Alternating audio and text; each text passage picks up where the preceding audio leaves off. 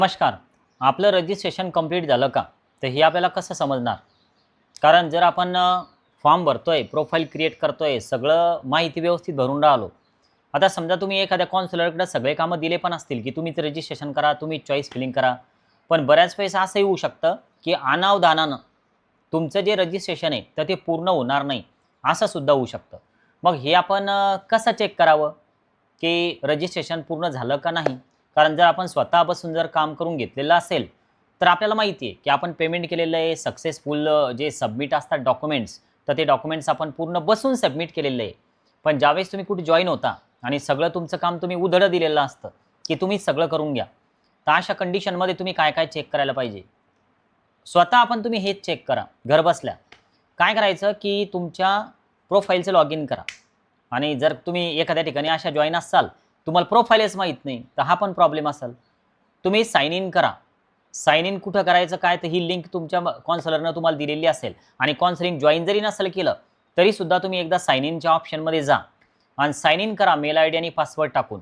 आणि डाव्या कोपऱ्यामध्ये आता तुमचं डॉक्युमेंट्स अपलोड वगैरे सगळे झालेले असतीलच किंवा मग पेमेंट झालेलं असेल. 1000चं केलं का 6000चं केलं समजा ते तुमचं तुम्हाला माहिती असणारच आहे.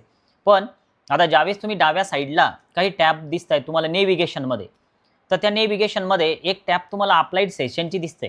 तर तिथं तुम्हाला क्लिक करायचं आहे. अप्लाइड सेशनवर डाव्या कोपऱ्यामध्ये आणि तिथं तुम्हाला तुमच्या फॉर्मची रिसिप्ट म्हणजे पैसे भरल्याची पावती पण मिळते आणि तो ॲप्लिकेशन फॉर्म डाउनलोड पण करता येतो.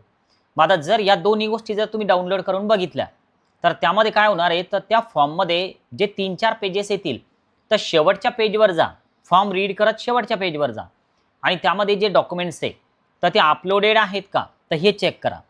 जर ते सगळे अपलोडेड तुम्हाला दिसले, तर याचा अर्थ तुमचा फॉर्म कंप्लीट झालेला आहे.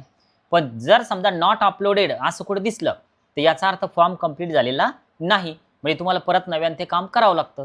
तर त्यामुळे जिथेही समजा तुम्ही एखाद्या वेळेस जॉइन करता, सगळं काम तुम्ही समोरच्या माणसावरच सोडून दिलेलं आहे, तुम्ही फक्त काहीच नाही करणार आहे.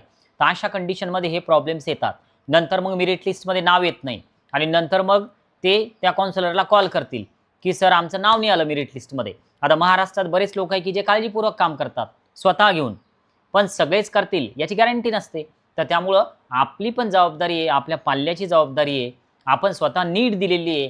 तर नीट दिलेली असल्यामुळे ह्या गोष्टी तर घरच्या घरी आपल्याला पण चेक करता येतात, की क्रोम ब्राउझर उघडा, ते लॉग इन करा. तिथे डाव्या कोपऱ्यामध्ये बघा, की कुठं अप्लाइड सेशन आहे. तो फॉर्म क्लिक करून घ्या. ते डाउनलोड करा आणि सगळं रीड करा.